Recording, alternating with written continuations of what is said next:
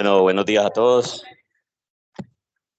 Vamos a dar continuidad a los seminarios de la actividad académica del Servicio de Cirugía General de la Universidad de Antioquia. Hoy vamos a entrar en un tema muy poco profundizado, digámoslo así, pero no solamente por los cirujanos generales, sino en general en todo el ámbito quirúrgico. Se ha hablado poco de este tema. Incluso antes de revisar este tema, creo que no lo había revisado en toda la residencia, y gran parte del problema que se deriva en la parte de la salud de los profesionales quirúrgicos depende de eso mismo, que no lo tenemos muy claro. Entonces voy a intentar ser rápido con respecto a este tema. Lo primero es decir que vamos a navegar por varios conceptos, algunos conceptos clave sobre qué es la ergonomía. No todo el mundo tiene claro qué es ergonomía, y vamos a hablar también un poco de cómo se presenta esto en el ámbito quirúrgico, qué tipo de lesiones podemos presentar a la hora de estar expuestos a procedimientos quirúrgicos, y cómo cada modalidad quirúrgica, independiente de cómo la abordemos, sea abierta, laparoscópica o incluso la medicina moderna, pues, que hace parte de la cirugía robótica, a pesar de todo eso, la ergonomía no, pues en realidad no se ha impactado 100%. Y cómo ha evolucionado con respecto a la educación, o qué tenemos, mejor dicho, en la educación, y cuáles son las pautas para el futuro con respecto a esto. Entonces, cuando hablamos de ergonomía, básicamente es el concepto que tienen ahí en la pantalla, es todo ambiente físico que se relaciona con el rendimiento laboral y con el ser humano. Este es un concepto que no surgió desde la medicina, surgió probablemente desde la industria, y ver cómo todo lo que tenía que ver, o todo lo que tenía relación con el ser humano, influía en el rendimiento y en la productividad de las empresas. Pero ¿por qué lo venimos a hablar hoy acá? Y es porque eso mismo que les acabé de decir,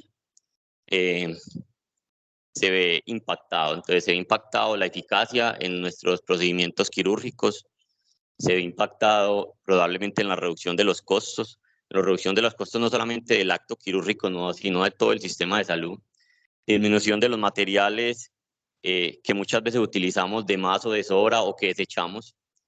Además de eso, el hecho de que haya un buen ambiente laboral y que haya un buen ambiente de trabajo mejora la imagen corporativa, y obviamente mejora la satisfacción del empleado.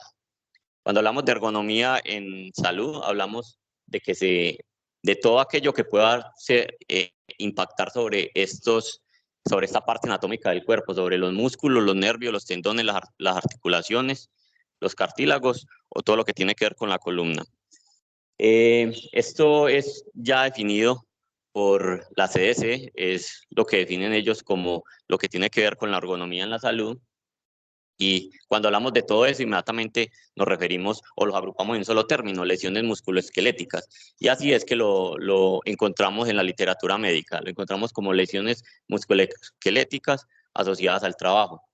¿Y por qué se produce todo esto? Por posiciones estáticas. Para nadie es un misterio que nosotros en cirugía muchas veces pasamos largos periodos de tiempo en un procedimiento quirúrgico, y haciendo 1000 tareas, muchas de ellas de precisión, otras no tanto, y cada quien adquiere una posición durante el acto quirúrgico, muchas veces involuntaria, y eso lleva a que se produzca todo este tipo de lesiones musculoesqueléticas.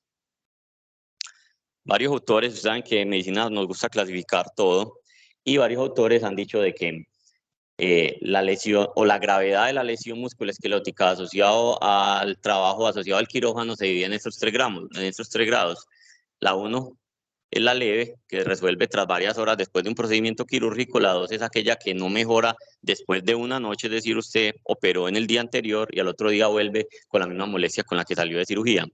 Y la última es aquella a la cual no queremos llegar, y por eso traemos esta charla: el dolor que persiste en reposo, interfiere con el sueño y puede durar meses o años, e incluso llevar a los mismos cirujanos a requerir intervenciones quirúrgicas. Bueno, cuando me refiero a los cirujanos, hago parte de todo el equipo de salud, no solamente los cirujanos, sino eso también hace parte de los instrumentadores y todos los médicos de apoyo en cirugía. Es muy importante para darle valor a esta charla aprender a concientizarnos sobre la ergonomía. Hay muchos artículos, la literatura en realidad sobre esto no es muy amplia, en realidad se viene hablando desde las últimas 2 décadas, pero con la literatura que tenemos y las encuestas que han hecho, se dice que más o menos 2/3 de los cirujanos dice que lo ponen en práctica. Sin embargo, lo ponen en práctica, pero si vemos cuántos de ellos han recibido algún tipo de entrenamiento, solo es el 20% o menos a eso, ¿cierto? Y a pesar de que lo ponen en práctica, más del 50%, cuando a los pacientes se les hace una revaloración, todos los cirujanos adquieren posturas incorrectas durante el quirófano.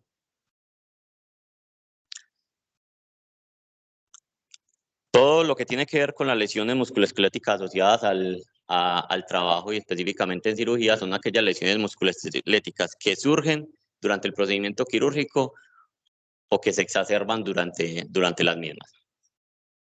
Les mencioné ahora que de esto la literatura viene evolucionando hace 2 décadas y ahora nos daremos cuenta que la cirugía de mínima invasión, es decir, la cirugía laparoscópica, la cirugía robótica, surgieron más o menos hace eso, o más o menos el auge de la cirugía de mínima invasión se dio más o menos hace 2 décadas. Y con ello empezamos a preocuparnos porque como los procedimientos quirúrgicos inicialmente eran mucho más prolongados, pues los cirujanos salían mucho más cansados, y salían mucho más cansados y salían con muchas más lesiones. Y eso lo vamos a ver enseguida, ¿cierto? Entonces, por eso hace más o menos 2 décadas venimos hablando en los quirófanos de lo que es la ergonomía quirúrgica. Incluso para el 2018, en Estados Unidos, dentro de las enfermedades laborales, los principales afectados eran los trabajadores del área de la salud, ocupando el 31% de ellos. Incluso se dice que 6 de cada 100 personas del área de la salud que se pensionan, posteriormente hacen algún tipo de reclamo asociado a que se pensionan no necesariamente porque hayan alcanzado el límite de edad ni las semanas de cotización. Se dice que 6 de cada 100 personas hacen reclamos con respecto a pensión por enfermedades laborales en el área de la salud. La incidencia más o menos es del 80%, es decir, es una incidencia no despreciable y vemos que, o probablemente en estos 4 años de residencia, es la primera vez que hablo de ergonomía quirúrgica, aunque los profesores muchas veces en el quirófano se lo mencionan, pero el llegar a revisar el tema ampliamente y extendido es muy pocas veces lo que uno lo hace. Y esto que yo les acabo de decir es lo que ayuda a que haya un subregistro. ¿Por qué? Porque los síntomas son leves, muchas veces, lo mencioné ahora, la intensidad es grado 1, grado 2, es decir, pasajera, calma con un analgésico, entonces no registramos eso. O lo otro es, sabemos que en el ámbito quirúrgico generalmente existe una presión del más fuerte o históricamente lo han visto así, entonces mucha gente no se queja o no reporta simplemente porque hay un miedo a decir que es mocho o un miedo a decir que simplemente opera mal o simplemente no tiene un buen rendimiento en el quirófano.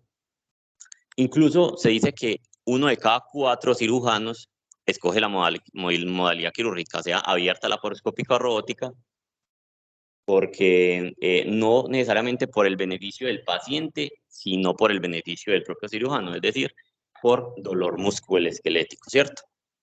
Cuando metemos dentro de una baraja o dentro de una rueda del 100% de las afectaciones musculoesqueléticas en el quirófano, vemos que el 42% son por cirugía abierta, solo el 8% por cirugía robótica y el 50% por cirugía laparoscópica. Pero cuando vemos qué tanto porcentaje o qué tanta relación tiene cada una de las modalidades con las enfermedades musculoesqueléticas asociadas al trabajo, vemos que en la pirámide la cirugía robótica es el que menos impacto le da a este tipo de enfermedad, va del 23 al 80%, lo digo menos porque dentro de una escala, digamos lo que es la inferior, pero vemos que hasta el 80% de los cirujanos pueden tener enfermedades asociadas a la ergonomía quirúrgica. Cuando la cirugía es abierta, puede ser del 66 hasta el 94%, pero cuando la cirugía es laparoscópica, es decir, cuando los pacientes se llevan un abordaje de mínima invasión, hasta el 100% de los cirujanos pueden tener molestias después de la cirugía. Esta tabla que les muestro al lado derecho son las enfermedades de las cuales podemos sufrir, pero no es el punto entrar a hablar de cada una de ellas, porque vamos a hablar simplemente de cómo debemos manejar la ergonomía dentro del quirófano, pero dentro de las enfermedades que podemos sufrir puede estar el túnel del carpo, la epicondilitis, el síndrome de tensión cervical, el síndrome de pronado redondo, la tendinitis del hombro, y como vemos ahí, casi todo se resume en el miembros superiores, columna vertebral y cuello. Básicamente es de donde se afectan, donde estamos afectados después de procedimientos quirúrgicos. Cuando entonces ponemos este tema de ergonomía en el ámbito quirúrgico, vemos que el dolor que causan estas enfermedades pueden afectar hasta en un tercio de los cirujanos el rendimiento quirúrgico. Y un tercio de esos cirujanos que dicen que tienen menor rendimiento quirúrgico utilizan medicación. Y un tercio de los que usan medicación no mejoran con la medicación y finalmente terminan en procedimientos quirúrgicos. Entonces vemos de que es un porcentaje, puede ser un porcentaje alto, aunque eso no está completamente demostrado en la literatura, por lo menos en la que revisé, pero probablemente hay un porcentaje relativamente alto de cirujanos que requieren finalmente procedimientos quirúrgicos para corregir enfermedades laborales. Y definitivamente no hay estudios de impacto financiero, cómo afecta esto al cirujano. Recuerde que los cirujanos también comemos, no sabemos cuánto es el daño financiero que nos puede causar esto. El Colegio Americano de Cirujanos se preocupó por esto. Hace más o menos una década vienen hablando de eso. Incluso ellos formaron un comité para hablar sobre todo lo que tiene que ver con enfermedades musculares asociadas al trabajo. Y ellos se plantearon unos objetivos que eran reducir las lesiones, incrementar la productividad laboral, y no solamente eso, veían que los cirujanos cada vez se retiraban mucho más temprano de sus funciones quirúrgicas por estas enfermedades. Entonces, dentro del objetivo es aumentar la longevidad de los cirujanos. ¿Y cómo lo hizo? Formando el comité, del cual hacía parte algunos cirujanos, algunos ingenieros, especialistas en salud ocupacional y fisioterapeutas. Todo lo que les he hablado hasta el momento se resume en que adquirimos malas posturas durante el quirófano. Una posición incorrecta nos lleva a tener un disconfort, rigidez, entumecimiento. Y yo creo que absolutamente todos los que hemos estado en un quirófano, en una cirugía de 1 o 2 horas, hemos tenido eso. ¿En dónde? En la espalda, en el cuello, en los hombros, en las piernas, ¿cierto? Y finalmente esto a largo plazo nos llevará a una discapacidad que muy probablemente, como les mencioné ahora, en un futuro posiblemente nos lleve a una cirugía correctiva. Vamos a hablar de cada una de las modalidades. La cirugía abierta es más afectada a las manos, los brazos, los hombros, los cuellos y la espalda. ¿Por qué? Porque no sabemos ubicar una iluminación adecuada en el quirófano, porque no sabemos elegir los instrumentos correctos, o a veces ni siquiera es que no los sepamos utilizar, sino que no lo sabemos escoger, sino que no lo sabemos utilizar, no sabemos qué tipo de altura debemos ponerle a una mesa quirúrgica, porque definitivamente las posturas que adoptamos en el quirófano no son adecuadas, o porque muchas veces repetimos movimientos repetitivos que nos llevan a que terminemos cansados y reventados en una cirugía. Esto probablemente no nos suceda a nosotros, pero dentro de la literatura dice que hay el hecho de utilizar a veces microscopios, como lo utilizan muchas veces los cirujanos vasculares o si los cirujanos plásticos, los delantales de plomo en ortopedia o las lupas que muchas veces lo utilizan los cirujanos hepatobiliares y los cirujanos de cabeza y cuello, aumentan el riesgo, ¿cierto? Hay mucha literatura, digamos que les digo que no es muy grande, pero digamos que todos llegan como a lo mismo. Y esa tabla resume como varias de las recomendaciones que se las voy a hacer gráficas, ¿cierto? Básicamente, mire que es muy sencillo saber cómo ubicar probablemente la altura de una mesa. Básicamente la clave está en los codos, ¿cierto? Si usted va a hacer tareas precisas, ubíquelo a nivel del codo, la camilla, la mesa quirúrgica o 5 centímetros arriba. Si la labor no es una labor precisa, puede ser a la altura del codo o de 5 a 10 centímetros debajo del codo, ¿cierto? Muy importante que las mesas sean mesas basculantes, que se puedan mover, ¿cierto? Que los cirujanos estemos cerca a la mesa quirúrgica. Creo que a todos hemos operado en mesas incómodas. ¿Cómo cuadrar una mesa, la iluminación en un acto quirúrgico? Como vemos ahí en la primera gráfica, las luces no deben estar obstaculizadas por la cabeza del cirujano. Sucede frecuentemente, es muy frecuentemente, en la imagen de la derecha lo ven, como muchas veces ponemos que la elíptica nos ilumine la cabeza y eso es incorrecto. Y eso lleva muchas veces a que no veamos bien, adquirimos posturas incorrectas y finalmente terminamos enfermándonos. La altura de la mesa quirúrgica, como lo mencionamos ahora, vemos ahí como lo muestra la imagen, la clave está en los codos, ¿cierto? El antebrazo debe ser paralelo al suelo. Y esto es muy importante.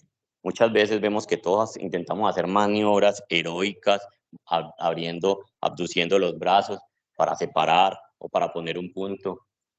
La idea es que cuando usamos las manos para trabajar, que en realidad pues esa es la definición de un cirujano, utilizamos las manos para operar, operemos como si estuviéramos operando en una caja. Realmente no deberíamos abducir mucho los brazos, no deberíamos flexionarlos mucho, no deberíamos estirarlos mucho, deberíamos estar en una posición completamente cómoda.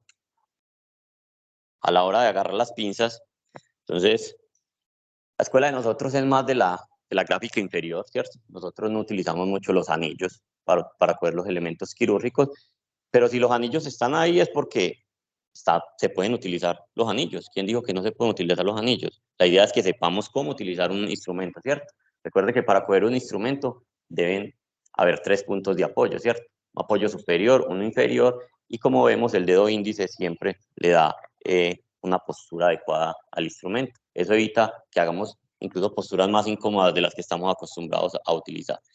Dentro de la literatura hablaban de que era muy importante cuando vamos a hacer actividades quirúrgicas que requieran fuerza, utilizar pinzas que tengan rache, porque el hecho de utilizar la fuerza para sostener algo implica que terminemos mucho más cansados y haciendo posturas mucho más incómodas. Enseguida vamos a hablar cómo prevenir todo esto, le estoy entrando como en cada una de las modalidades. La cirugía laparoscópica para nadie es un misterio, que nos trajo muchos beneficios, sobre todo beneficios para los pacientes, recuperación más rápida, menos dolor, estancia hospitalaria reducida, menor eventos de la herida quirúrgica, es decir, los pacientes se infectan menos hematomas y obviamente los resultados estéticos porque es mínima invasión, ¿cierto? Pero como lo vimos ahora, la cirugía laparoscópica, hasta el 100% de los cirujanos, después de una cirugía laparoscópica, terminan con algún dolor musculoesquelético. A diferencia de la cirugía abierta, donde veían que las manos eran muy importantes, sobre todo con respecto a los síntomas, aquí las manos desaparecen y aparece más que todo la muñeca. Es que muchas veces hemos utilizado posturas muy incómodas con la muñeca para sostener algún tejido, ¿cierto? Los codos, el hombro, el cuello y la espalda siguen siendo una constante, ¿cierto? Y volvemos a lo mismo. Entonces falla en entrenamiento y falla en la conciencia ergonómica. No recibimos un adecuado entrenamiento durante la residencia y eso no es de nosotros, eso no es de Antioquia, no es de la Universidad de Antioquia, eso es a nivel mundial, ¿cierto?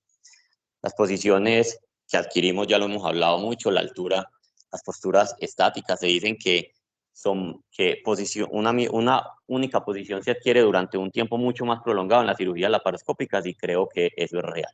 Los movimientos repetitivos y nuevamente juegan los instrumentos, ¿cierto? Nuevamente la tablita como ahora, pero acá les voy a hablar sobre el monitor, sobre los instrumentos en unas gráficas, pero lo que les quiero mostrar acá es, miren muy bien, la ubicación, desde que empezamos la cirugía laparoscópica empieza la ergonomía, ¿cierto? El triangular, siempre nos han dicho, triangulemos en cirugía laparoscópica. Eso no solamente tiene un sentido para poder trabajar más fácil y llegar más fácil al tejido, sino para estar más cómodos nosotros también, ¿cierto? Dice que los trocars deberían tener una distancia desde al órgano objetivo al órgano que vamos a trabajar más o menos de 15 a 20 centímetros y no deben haber menos de 7 centímetros de distancia entre un trocar y otro trocar. Y más o menos la altura de la mesa, como dice ahí, de 66 a 70 centímetros. Sin embargo, pues eso, hay muchas fórmulas, pero en realidad todo también funciona con respecto a los codos y ya ya lo voy a mostrar en esta gráfica. La posición del monitor, ¿cierto? Entonces, la posición del monitor siempre debería estar a una distancia correcta como lo ven en la gráfica, más o menos es entre 3 y 6 pies, eso equivale más o menos entre 90 a 1,80 m, más o menos es la distancia. Y la altura del monitor debería dar, la parte superior del monitor, llegar prácticamente a los ojos de nosotros, ¿cierto? Muchas veces vemos es que operamos toda la cirugía mirando para el techo. Como lo vemos acá, esa debería ser la posición adecuada, más o menos entre 1 m, 1,80 m de distancia, y en realidad nosotros no deberíamos estar haciendo una hiperextensión del cuello para mirar el monitor. La altura de la mesa quirúrgica, vemos que la altura de la mesa quirúrgica acá no es a nivel del codo, sino que lo vemos es que los codos deberían tener un ángulo de 90 grados, como también sucede en la cirugía abierta, pero para eso tenemos que lograr que la mesa esté inferior a eso. ¿Para qué? Para no tener que hacer posturas incorrectas con las muñecas ni con los codos. Y la altura de la mesa quirúrgica se debe adaptar al cirujano más alto. Vemos en la imagen de la derecha cómo hay una doctora montada en un elevador, ¿cierto? Entonces, la mesa quirúrgica se adapta hacia el personal del equipo quirúrgico más alto y los otros utilizan elevadores para poder que sea ergonómica para cada uno de la cirugía. Aquí vuelve y juega en los instrumentos, hay que saber utilizarlos, saber escogerlos. Vemos nuevamente que existen las dos modalidades de agarre. No, si los anillos están ahí es porque se pueden utilizar. La idea es que sean anillos amplios, que no generen presión y, sobre todo en cirugía laparoscópica, con respecto a los instrumentos, es importante que los instrumentos roten. Si los instrumentos no rotan, generan que hagamos posturas incorrectas y que de alguna manera terminemos con alguna lesión musculoesquelética. También se recomienda, lo que les dije ahora, si vamos a hacer agarre en la cirugía, debería tener rache, porque el hecho de simplemente nosotros mantener la fuerza, ¿quién no ha terminado temblando después de una cirugía laparoscópica prolongada?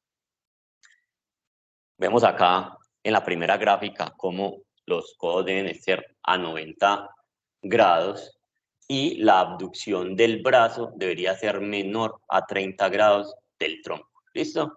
Entonces, no hacer, acuerden que la idea es trabajar. Aquí no cambia el modelo, la idea es trabajar como si estuviéramos trabajando en una caja, no deberíamos salir las manos fuera de esa caja mental que deberíamos tener. Y vemos como acá en la imagen del medio, los trócares deberían tener mínimo una distancia de 5 a 7 centímetros y el ángulo debería ser un ángulo de 60 grados hacia el órgano objetivo, que es más o menos lo mismo que quería plasmar en la imagen de la derecha. La cirugía robótica, aunque es la cirugía del presente, no deja de tener problemas. Vemos que hasta el 80% de los cirujanos reportan que pueden tener síntomas. Uno creería que el hecho de que tenga una pantalla estereoscópica, es decir, que nos deja ver en una tercera dimensión, nos ayudaría. Y obviamente nos ayuda, vemos que son menos las lesiones musculoesqueléticas que se presentan, aún así se siguen presentando. Los instrumentos son articulados, eso ayuda mucho, los grados de libertad, que las cámaras estables, usted no tiene que depender de un ser humano que lleve 4 horas dándote cámara y temblando, ¿cierto? Entonces, eso ayuda mucho, pero aún así se requiere también ergonomía en la cirugía robótica, ¿cierto? Estas son recomendaciones que básicamente se los voy a decir en esta grafiquita y básicamente es que la espalda debe ser una espalda erguida, el visor debe ser ajustado a los ojos del paciente, no debe haber una flexión más allá de los 20 grados del cuello. Se debería utilizar los descansabrazos se utilizan y los pies siempre deberían no estar levantados, sino que se deberían estar en el suelo. Dentro de la ergonomía quirúrgica también está el estrés que manejamos durante un acto quirúrgico, y eso está determinado por muchos factores: el tiempo, el equipo. Cuando usted tiene un equipo que muchas veces no sabe del plan quirúrgico, eh, eso hace que se genere estrés. Los quirófanos deficientes, muchas veces hemos operado en quirófanos estrechos, el calor, ¿cierto? El hacinamiento, que no tenemos cómo desplazarnos, eso también influye. Las nuevas tecnologías, desconocer cómo funcionan las nuevas tecnologías, y ahí es de pronto el punto de que constantemente deberíamos estar estudiando. Pacientes desafiantes, cuando hemos tenido algún problema en cirugía que se sale dentro del trasegar normal de la cirugía, pues obviamente eso genera estrés, ¿cierto? Y sobre todo cuando usted está operando pues con una persona con la que tiene dificultad para la comunicación, también creo que a cada uno nos ha pasado, es difícil, ¿cierto? También el Colegio Americano propone eh, estrategias para esto, hacer una sesión informativa, un briefing, una preparación previo a la cirugía. Este va a ser el plan, vamos a ir así, hacer movimientos anticipatorios, es decir, usted estar preparado porque la cirugía se sale de lo normal, y hacer pausas intraoperatorias, ¿cierto? Vamos a hablar ahorita enseguida de unas pausas intraoperatorias que nos van a ayudar con, con la parte de las lesiones musculoesqueléticas, pero cuando hablo de estas lesiones de las pausas intraoperatorias con respecto al estrés, hace esas pausas, sobre todo de preguntar si están entendiendo la cirugía, si tienen alguna pregunta, si están de acuerdo con lo que se está haciendo. Existen guías, sí, sí existen guías. Las guías no son mundialmente conocidas porque no hay sociedades que lo avalen completamente. Hay mucha gente que ha escrito y dicen que son las guías. Más o menos hago como un resumen de lo que dentro de una revisión que encontré hablan sobre de cómo deberían ser las posiciones para evitar esas lesiones, ¿cierto? Entonces, entre con los hombros y los brazos deberían ser perpendiculares al piso, ¿cierto? Entonces deberíamos hacer un ángulo de 90 grados con los codos, como dice abajo. Deberían ser los hombros relajados, y como les mostré ahorita en la gráfica, la cirugía laparoscópica, la abducción no debería ser una abducción mayor a 30 grados, siempre debería estar los brazos muy pegados al cuerpo. Los antebrazos siempre deberían estar en paralelo con el piso, y la idea es que el antebrazo siempre tenga una posición neutral, y una posición neutral es que ni esté en pronación ni esté en supinación, simplemente que esté en una posición intermedia. Las muñecas deberían estar levemente extendidas y no deberíamos hacer movimientos muy bruscos, una extensión menor al 20 grados, una flexión menor a 40, y muchas veces vemos que en cirugía laparoscópica abducimos el brazo completamente y doblamos la muñeca, ¿cierto? A un ángulo mayor a 90 grados, ¿cierto? Desviaciones radiales se toleran mucho más poco, sobre todo intenten hacer una desviación radial de la muñeca y verás que duele, sobre todo es cuando se intenta hacerlo mayor a 15 grados, y la desviación ulnar no debería ser mayor a 25. Y las excursiones de la muñeca no deberían, o sea, usted no debería estar en una cirugía completamente moviendo la muñeca mayor al 30% de la cirugía, ¿cierto? Sobre todo en cirugía laparoscópica. Y las manos y los dedos no deberían hacer mucha fuerza. Se dice que los instrumentos deberían utilizarse sin que supere mayor a 15 newtons de presión. Con respecto al cuello, como les dije ahora, y cuando se lo mostré en la cirugía robótica, no debería haber una flexión mayor al 20%, debería haber una flexión menor al 20%. Y muchas veces los profes nos dicen: muchacho, ¿por qué está metiendo la cabeza en el campo quirúrgico? No me deja ver, ¿cierto? Hay que tener en cuenta que probablemente la flexión de nosotros sea muy marcada. Evitar posiciones estáticas, ¿cierto? Hay que mover el cuello, no implica el hecho de que no lo tengamos, no implica que hay que mover, que no lo tengamos que mover, hay que moverlo, y no deberíamos hacer rotaciones axiales mayores a 15 grados. Las espaldas y bueno, esto es muy importante, ¿cierto?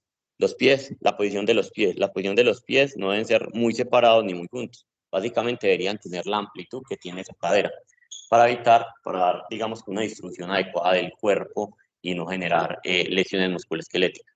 Y con respecto a los miembros inferiores, existen tapetes antifatiga, yo no los conozco, eso lo leí, y obviamente las medidas de compresión que pues todos conocemos, ¿cierto?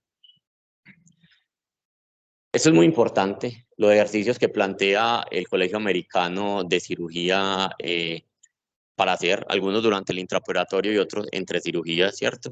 Dentro del intraoperatorio, ellos recomiendan que se debería hacer algunas pausas, incluso el Colegio Americano todo esto lo ha sacado de algunos protocolos que hizo con la Clínica Mayo, y ellos incluso ahorita les voy a dejar un QR de una aplicación que ellos sacan y ellos dicen que más o menos estos ejercicios se deben hacer cada 40 minutos, hacer pausas que no deben ser pausas mayores a 20 segundos, ¿cierto?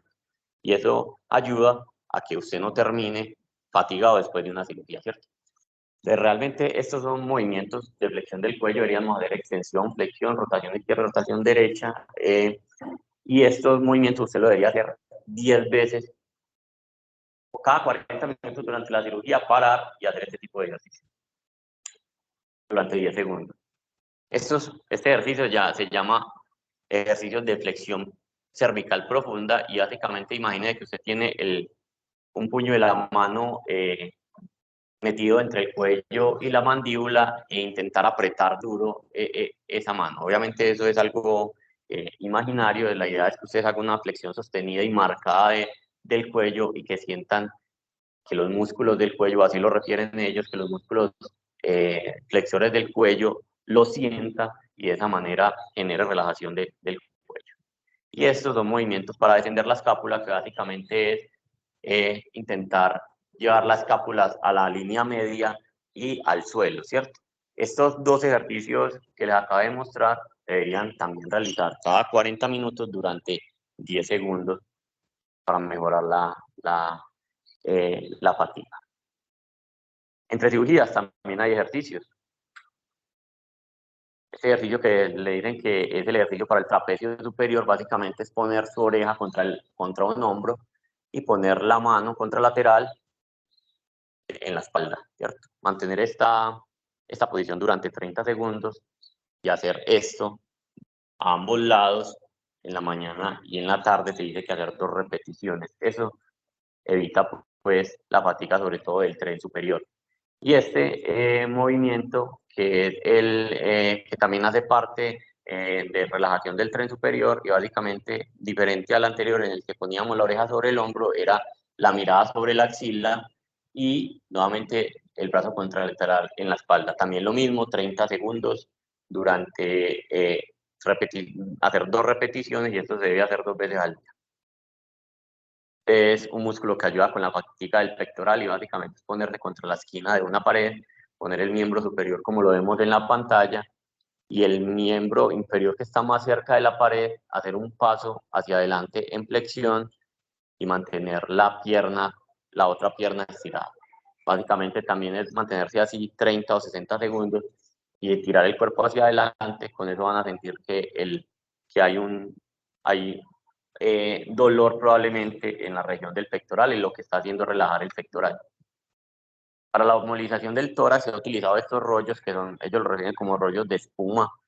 Básicamente es ponerlos en la espalda y con el movimiento de los pies en flexión, subir y bajar. Esto también se debe hacer entre 1 a 2 minutos, hacer repeticiones, 2 repeticiones en la mañana y 2 repeticiones en la tarde.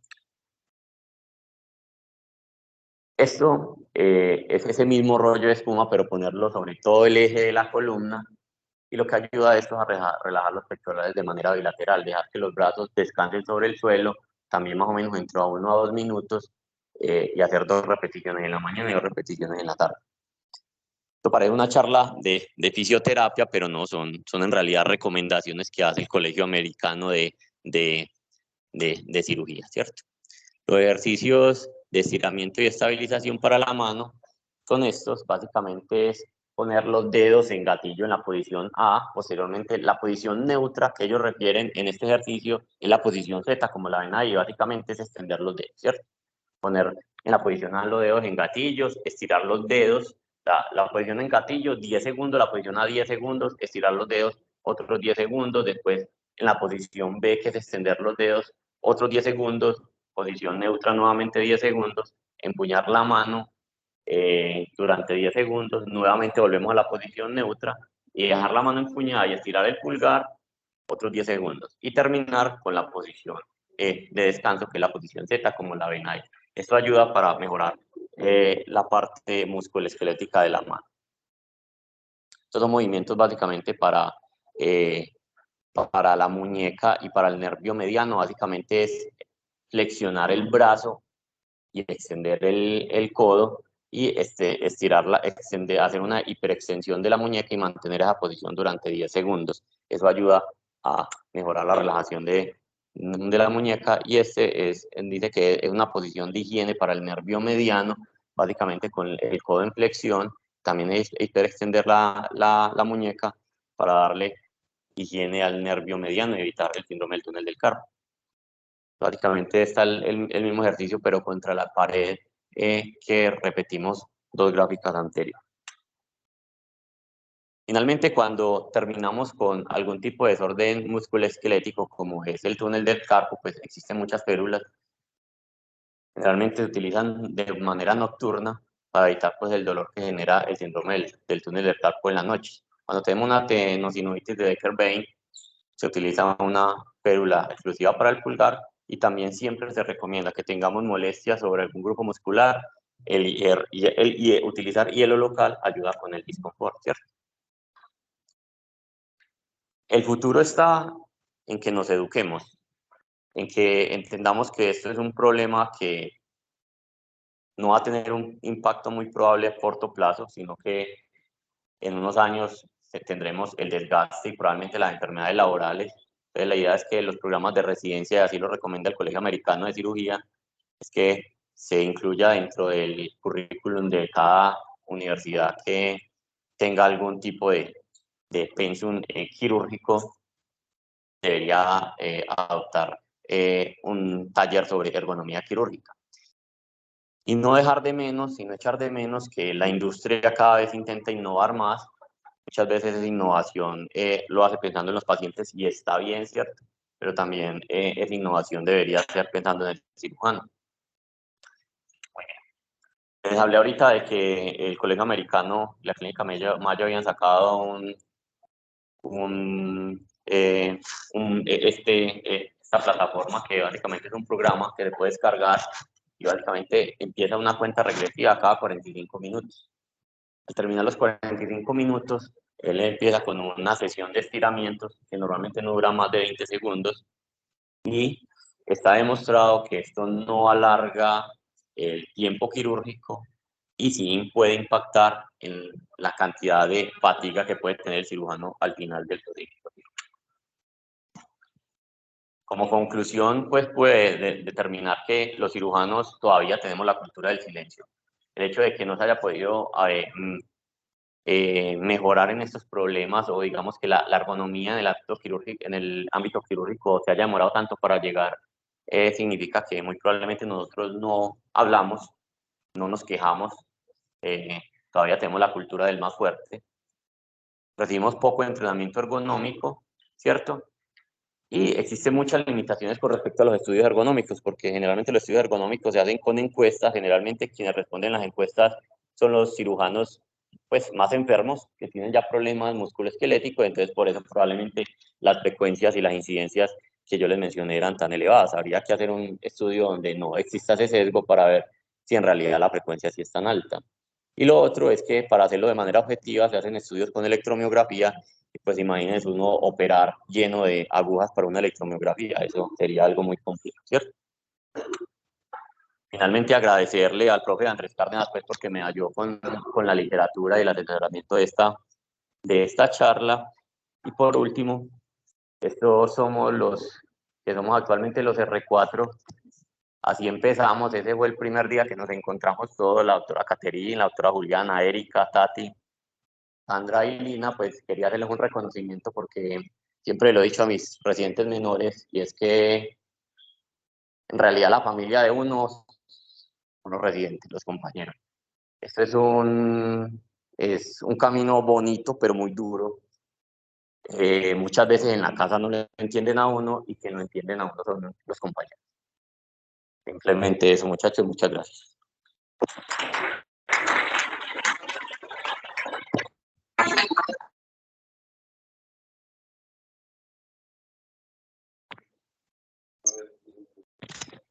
¿Algún comentario desde el San Vicente?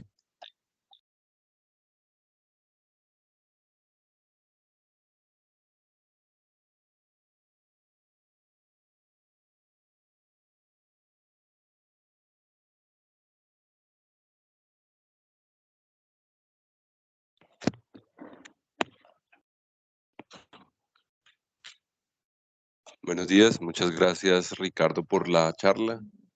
Digamos que una revisión que pretende hacer conciencia de un problema que es continuo y constante en el quehacer quirúrgico.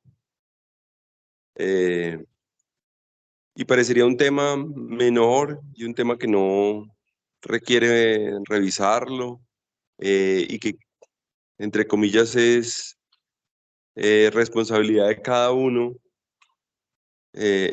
cuidarse.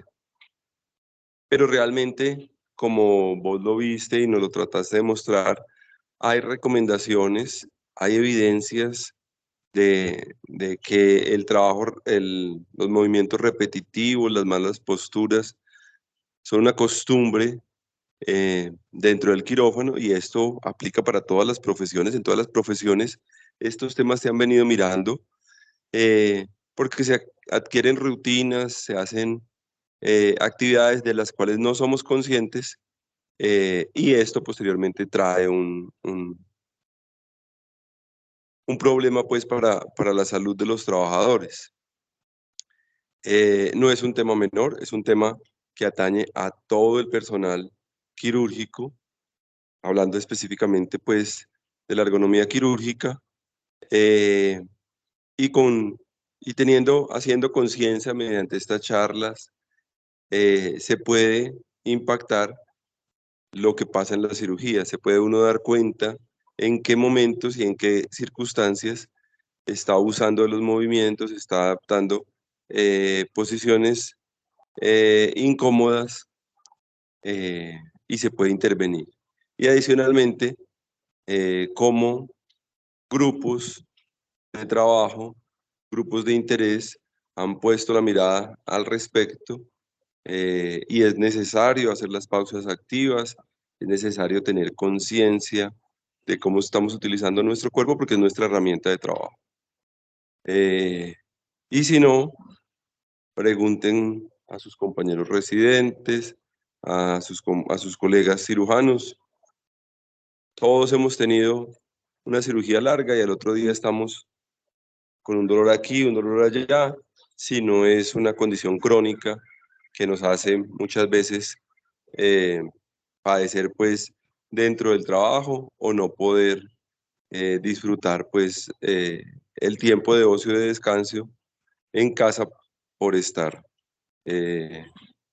lesionado o afectado por una condición que muy probablemente fuera laboral y que podemos de alguna manera intervenir y reducir el impacto que pueda tener. Ricardo, muchas gracias. Es un tema supremamente interesante y necesario que revisarnos.